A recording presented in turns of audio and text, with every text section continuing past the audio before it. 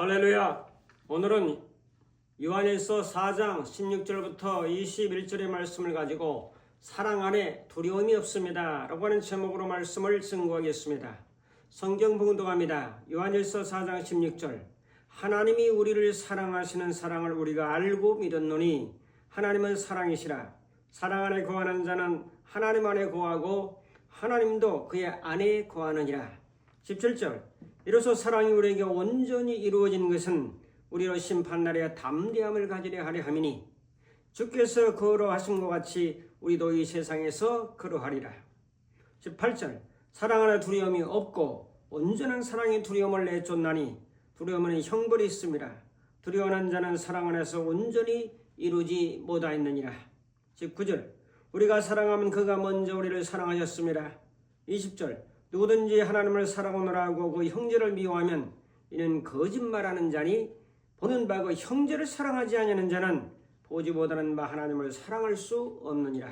21절. 우리가 이 계명을 주께 받았나니 하나님을 사랑하는 자는 또한 그 형제를 사랑할지니라. 아멘. 인사입니다. 두려움을 제거하고 사랑 안에서 살아갑시다. 아멘. 얼굴이 마음의 거울이라면 그 얼굴에 번지는 색은 곧 감정입니다. 기쁨이 서는 얼굴은 부드러운 햇살 같고 분노는 이글거리는 태양처럼 뜨겁습니다. 애로움은 빛이 빠진 회색 그림자처럼 스며들고 두려움은 검은 안개처럼 마음에 덮입니다. 모든 음에는 음색이 있고 모든 사물에는 고유의 컬러가 있습니다. 하늘도 땅도 나무도 꽃도 심지어는 식물도 고유의 색이 있습니다. 감정도 색깔이 있습니다. 감정은 각자의 색을 띠고 우리 마음에 물들어 있습니다. 우리가 알든 모르든 감정은 언제나 나의 내면의 화폭 위에 색을 발산하고 있다는 사실을 기억해야 할 것입니다. 지금 내 얼굴은 어떤 색으로 칠해져 있는가? 누군가는 분노의 붉은 물감을 거칠게 뿌리고 누군가는 애로움의 푸른 잉크를 조용히 마음의 구석을 채웁니다. 또 누군가는 두려움의 검은 선으로 스스로 가두기도 합니다. 그러나 그 모든 색은 잘못이 아닙니다. 그건 단지 살아있는 감정의 흔적일 뿐입니다. 요한 사도는 사람들의 마음속에 자리 잡고 있는 두려움을 소개하고 있습니다. 두려움이란 무엇이며 어떻게 두려움을 제거하고 살 수 있을까요? 오늘 사도 요한은 명확한 제시를 하고 있습니다. 두려움이 없다면 평안의 삶을 살아갈 수 있지 않겠습니까? 행복한 삶을 살아갈 수 있겠죠? 오늘 말씀을 통해서 사도 요한이 두려움에 대한 부분을 말씀하시는 것을 깨닫고 내 속에 있는 두려움들은 무엇인가? 인간의 내면에 자리 잡고 있는 두려움은 무엇인가를 찾아보고 주님의 음성을 들어보고 이 방법을 해결할 수 있는 것은 무엇인가 하는 것들을 살펴보며 은혜를 나누려고 합니다. 첫 번째로 마음 안에 어떤 두려움이 있을까? 사람의 마음에는 6가지 두려움이 있다고 말합니다. 육체적으로나 정신적으로 두 종류의 우리는 그 요건을 우리는 가지고 삽니다. 하나는 유전적인 요소고 또 하나는 환경적인 요소입니다. 내가 부모로부터 외조부, 외할아버지로부터 어떤 그 영향을 받고 있는가? 유전적인 요소가 육체적인 것이나 정신적인 것을 어떻게 유전받고 있는가 하는 것이 중요하고 또 하나는 어떤 환경에서 살았는가? 사랑받는 환경이냐, 억압받은 환경이냐, 폐쇄된 환경이냐, 개방적인 환경이냐에 따라서 그 사람의 성격의 형성에 지대한 영향을 주고 있는 것은 사실입니다. 인간은 육체적인 유전도 있고 또한 정신적인 유전도 있습니다. 자, 그래서 이 정신적인 유전 중에서 또 환경에서 일어나는 여러 가지 그 영향을 받는 것 중에서 인간의 두려움은 6가지 정도로 구분을 하고 있습니다. 자, 첫째로 가난에 대한 두려움입니다. 자, 모든 사람들이 지금 살아가는 것은 자본주의 사회에서나 공산주의도 마찬가지죠. 사회주의도 마찬가지고 결국 돈이라고 하는 이걸 가지고 물건을 사고 팔 수 있는 그런 재화의 단위, 이것이 없을 때 가난이고 많이 있을 때 부라고 하는데 사람들의 마음에 깔려있는 마음 속에는 이 부분에 대해서 두려움을 가지고 있다는 거죠. 자, 가난에 대한 두려움은 자신의 동료를 경제적으로 포식하는 그런 성향으로 유전됩니다. 동물들도 약육강식이라서 강한 동물이 약한 동물을 잡아먹고 이것이 먹이사슬로 되어 있습니다. 사람은 실제적으로 사람을 잡아먹는 것은 아니지만 경제적으로 포식하며 살아가는 것이 세계 돌아가는 경제 원리입니다. 그중에 대표적인 사람이 지금 미국의 트럼프라고 하는 사람이 경제적 포식자가 되어서 전 세계 대통령들을 만나고 하면서 이제 관세 퍼센트를 조정한다고요. 미국이 아주 유리하도록, 미국에 투자하지 않으면 이 관세를 높이겠다는 얼음장을 놓으면서 경제적 포식자가 되고 있습니다. 자, 그것이 오늘 사람들의 마음속까지 영향을 주는 거죠. 은행 잔고가 두둑하면은 좀 뿌듯한 안정감이 있고, 자, 잔고가 다 털리게 되면은 고통과 또 모멸감을 느끼기도 합니다. 인간이 두려워하는 것 중에 하나가 이 가난에 대한 두려움들을 가지고 있는 거죠. 자, 인간의 부에 대한 소욕은 너무 강렬해서 가진 자는 더 가지려고 하고 100억 가진 자는 200억, 200억 가진 자는 500억, 500억 가진 자는 1000억, 1000억 가진 자는 조를 가지려고 하는 것이 인간의 끊임없는 부에 대한 욕망입니다. 이것을 위해서 살인도 하고 약탈하고 강간하고 뇌물을 받고 기타 타인의 권리를 침해하고 속이고 술수를 쓰고 왜? 다 이것을 가지기 위한 방편이기도 합니다. 그래서 사람들은 이런 부분을 은근히 두려워하고 있는 거죠. 인간이 자신의 동료를 신뢰한다고 하면은 가난에 대한 두려움을 가질 필요가 없는 거죠. 자, 그래서 사람을 충족시키기 위한 사람이 살아가기 위해서 기본적인 이 의식주 문제. 자, 우리나라도 낭비가 너무 심한 나라 중에 하나죠. 자, 음식물 낭비가 지금은 한 25조 정도 된다고 하죠. 그래서 요만큼 일본 사람처럼 먹으면 되는데 그냥 잔뜩 갖다 놓고 뭐 3분의 1 정도는 거의 남는 경우가 저 같은 경우는 소식이니까 많아요. 자, 25조 어마어마하죠. 2030년까지 음식물을 30% 줄이기 운동을 하지만은 그건 구호밖에 안 되죠.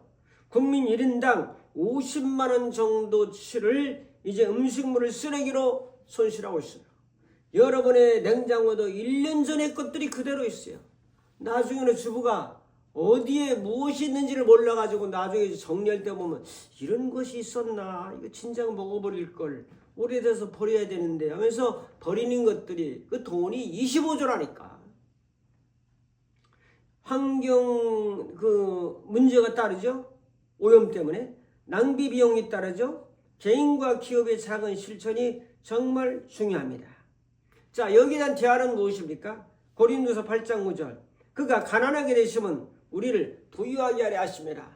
예수님이 가난하고 힘들고 어렵게 사신 것은 믿음의 사람들에게 풍성하고 양호하고 생물 얻게 하고 더 풍성하게 하게 함이라 하는 그런 말씀들을 우리 마음에 기억하면서 위로를 받기도 하고 또 그것을 극복하며 우리는 도움을 받는 자보다는 주는 자가 복이 있다는 것처럼 주면서 살아가는, 마음으로도 주고 말로도 주고 물질로도 주고 주면서 살아가는 삶을 영위하도록 기도를 좀 바꿔야 되겠죠. 자, 다음 두 번째로 늙음에 대한 두려움이 있으면 노화. 사람들은 나이가 들면서 늙음에 대한 것을 두려워하고 있어요. 자, 50대 다르죠? 60대, 70이 넘어서니까 조금 이거 내 마음대로 아니로구나. 80이 넘어서면은 내 마음의 어떤 것들을 주체하는 것을 넘어섭니다. 이게. 자, 그래서 뭐 여러 가지 그 노화라고 하는 것 때문에 참 두려워하는데 이 늙음에 대한 두려움이 크게 두 가지죠. 하나는 건강 문제고 하나는 물질에 대한 문제입니다. 자, 노후된 자동차 10년이 넘었어, 15년이 넘었어. 이렇게 되면 노후가 돼가지고 고칠 게 많이 생기죠. 사람의 몸도 기계로 비유한다고 하면은 점점 고칠 게 많아지는 거죠. 지금 뭐 3사람당 1명이 암이라고 하니까 암에 거의 노출되는 경우가 너무 많고 또 하면 뭐 암에 걸렸다고 수술했다고 하고 그런 이야기를 우리 직접적으로 많이 듣지 않습니까? 자, 고관절 노인들이 부러지면은 고관절이 붓기가 힘들으니까 칼슘이 부족하니까 결국 고생하다 가시는 경우도 많고, 또 폐렴이 걸렸다 그러면 이 연세 드신 분들이 그걸 극복하지 못하면 이제 운명을 달려낸 경우도 우리는 많이 보았습니다. 그래서 늙음에 대한 두려움이 있다는 거죠. 그래서 늙음에 대한 두려움은 노화는 자연현상이라고 받아들여야 돼요. 나는 병 안 걸린다, 나는 안 죽는다가 아니라 당연한 순리요 자연의 이치다라고 생각하고 받아들여야죠. 거부하거나 두려워하지 말고 자연스러운 수용적인 자세를 갖는 것이 대단히 중요하다. 자, 세 번째로 타인의 비판에 대한 두려움을 사람들이 가지고 있어요. 인간이 어떻게 이 두려움을 가지게 되었는지 밝히는 것은 어렵지만은 한 가지 확실한 것은 사람에겐 타인에 대한 두려움이 형성되어 있습니다. 그래서 타인이 비판한다든지 어떤 권력을 가진 힘을 가진 더 강한 자가 비판할 때 그냥 어떻게 보면 위축이 되고 세상 말로 그냥 쫄아든다고 할까요? 뭐 그런 현상들이 있죠. 의료업자를 보면은 이 상업화로 사람들의 이 두려움을 이용합니다. 그래서 내가 좀 철진하고 2년 적고 3년 적고 입었으면 아주 뒤떨어진 사람 같고 아주 가난한 사람 취급받을까봐 옷을 또 이제 바꿔 입게 되고, 계속 보석 문제, 목걸이 문제, 반지 문제, 가방 문제 나오는 것은 다 전부 이제 이 아름다움에 대한 아름다움을 추구하는 것 속에서 거기서 비판을 받을까에 대한 두려움이 작용하고 있는 거죠. 자, 그래서 의료업자들의 상술에 놀아나면서 스타일을 바꾸고 트렌드를 바꾸고 컨셉을 바꾸고 하면서 같이 그걸 따라가 동화돼서 따라가야만이 그냥 이 시대에 걸맞는 사람으로 가는 것처럼 오해하게 만드는 이 상인들의 상술을 기억해야 되는데 그거 기억 안 하죠. 누가 그런 트렌드를 창출하고 있습니까? 의류 구매자의 몫이 아니고 의류 제조업자의 상술입니다. 왜 분기마다 스타일을 바꾸고 자동차도 멀쩡한 것이 자꾸 엔진은 같아 스타일이 바뀌는 거야. 현대 감각에 맞게끔 스타일을 바꿔서 더 구매하도록 3년 지나면 구매할까? 5년 지나면 7년 지나면 구매할까? 휴대폰도 마찬가지예요. 뭐 2년 이제 할부로 하면 또 2년 뒤에 또 사도록 그렇게 만들고 2, 3년에 계속 바꾸도록 그렇게 만들지 않습니까? 자, 우리는 비난받을 용기를 가져야 되고 비난받을 것에 비난을 거부해야 되죠. 예수님도 비난을 받았고 바울도 비난을 받았고 바울 비난을 소연하게 대할 수 있는 자세가 비난에 대한 두려움을 극복하는 비결이죠. 사람들은 남의 비난 앞에 소연하지 못하고 함께 흥분하고 시험 들고 분노합니다. 기분 나빠하고 상처를 받습니다. 나의 말이 아니라 남의 말에 의해서 내가 흔들리는 거죠. 중요한 것은 남의 말이 아니라 나의 말입니다.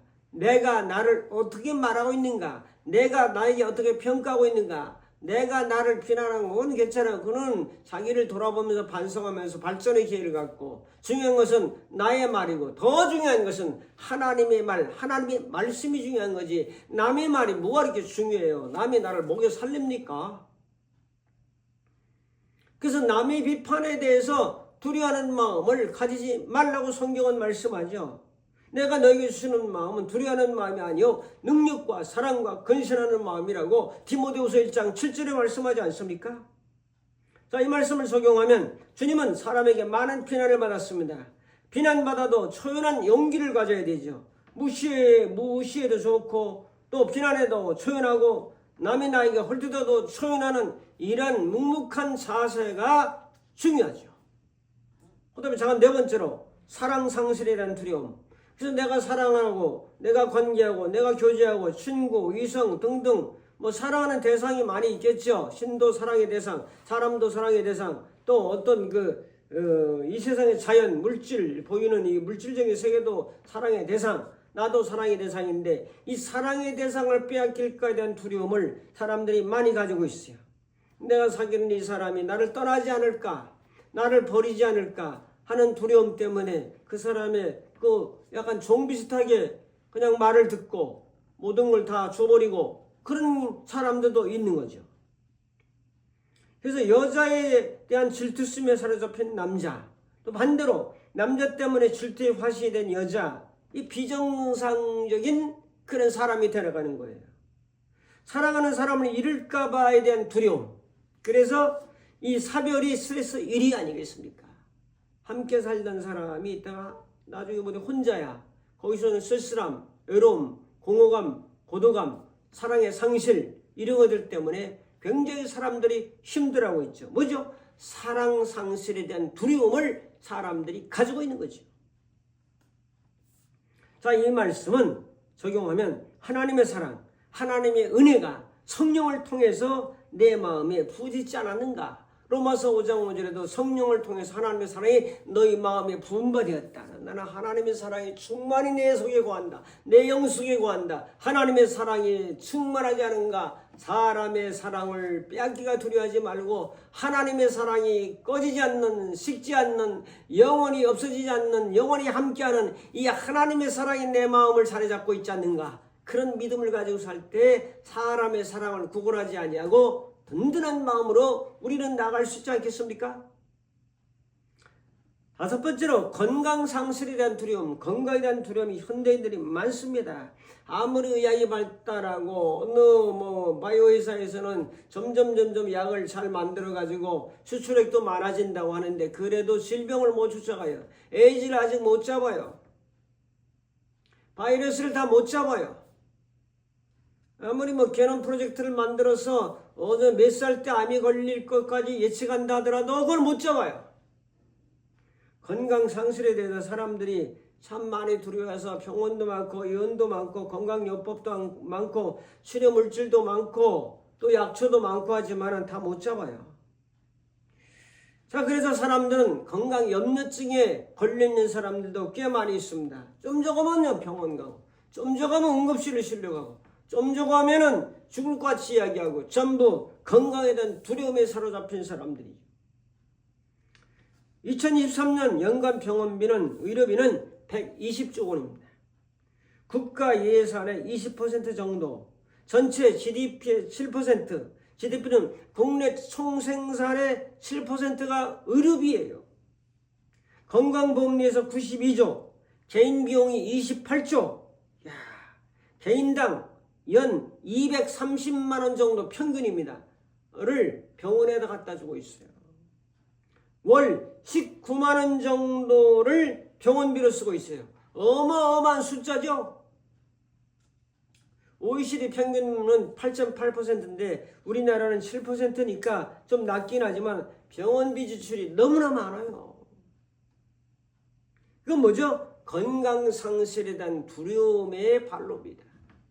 노인들은 보통 5개, 6개 약을 이만큼씩 드세요. 그걸 먹으면 난 죽을 것 같아. 저렇게 많은 약을 어떻게 다 소화해내고 간이 잘 견딜까? 신장이 견딜까? 약을 많으면 간이 약해지죠. 신장이 약해지죠. 전립선 생기죠. 대소변 잘 안 나오죠. 점점 악순환이라. 약은 50% 좋고 50% 나쁘니까 그게 그거예요. 특별한 경우에는 바이러스라든지 폐혈증이라든지 염증 이라든지 이런 것들은 항생제나 이런 걸 잡아야 돼요. 잡아야 되지만은 몸이 약하고 쪼가는 것들은 웬만하면은 운동하고 식이요법 잘하면 극복해 나갈 수 있지 않겠습니까?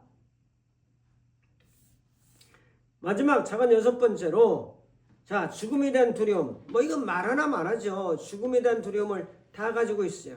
출생은 기쁨이지만 죽음은 슬픔이라. 자, 죽음은 뭐냐? 금생의 종지부를 찍고 내생의 새로운 길을 여는 것이 죽음이다.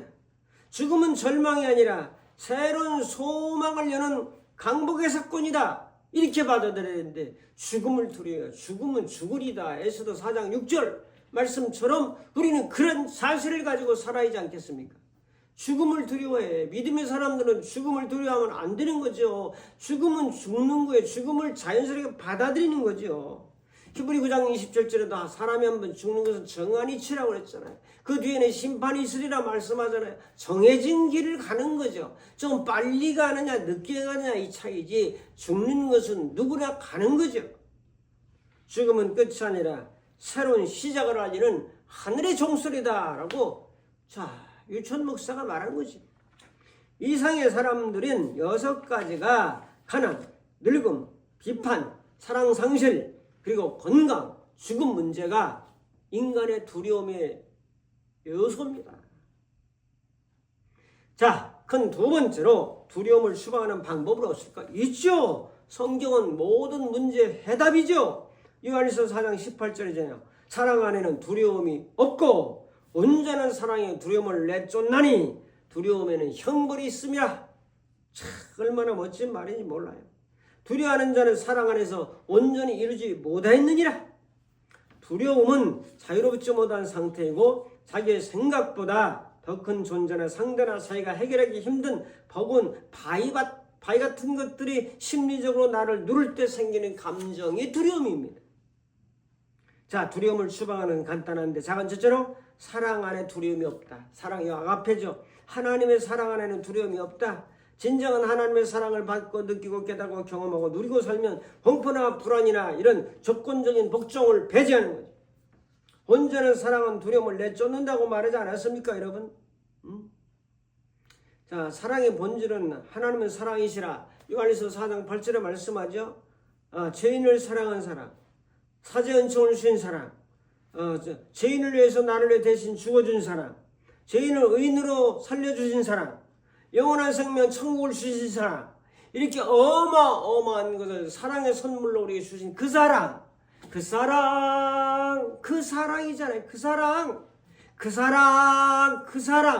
그 사랑을 크게 깨닫고 믿고 감동하고 감격하고 감사할 때 이 세상의 6가지 조건의 두려움은 그냥 추방된다는 거죠. 이걸 믿고 나가고 경험하고 나가고 누리며 나갈 때 가능한 거죠.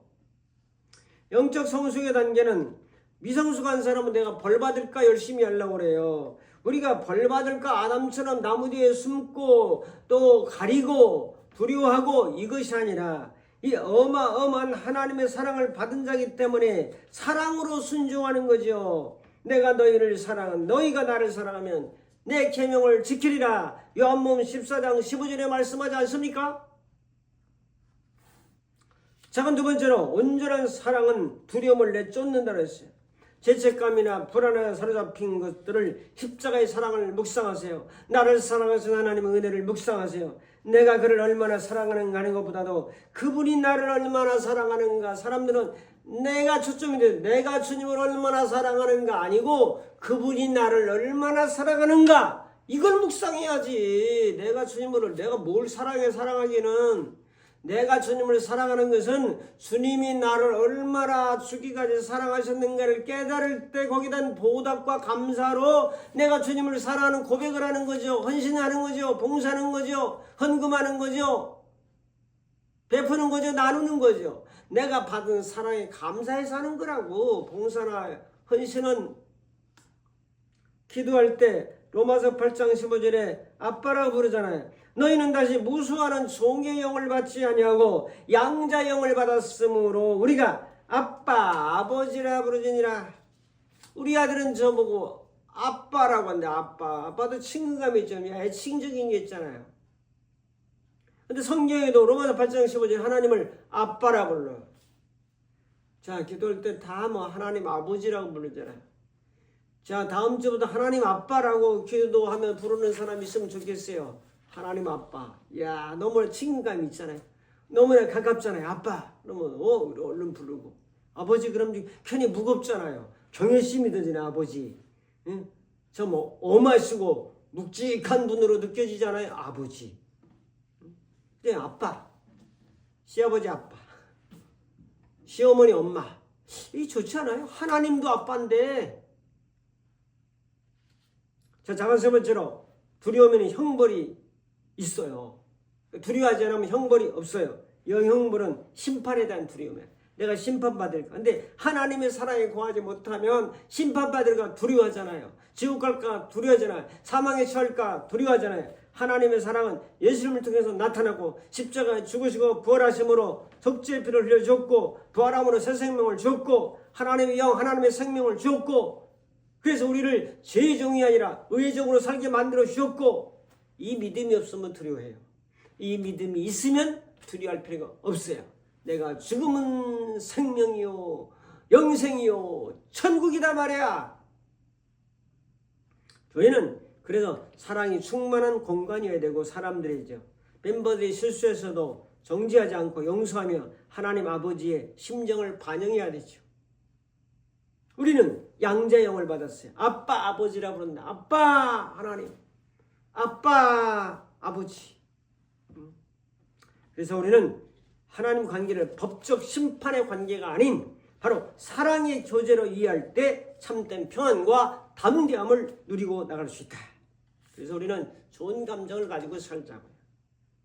주 안에서 기뻐하라. 내가 다시 말하노니 기뻐하라. 빌립보 4장 4절, 요한복음 14장 27절, 평안을 너희에게 끼치노니 곧 나의 평안을 너희에게 주노라.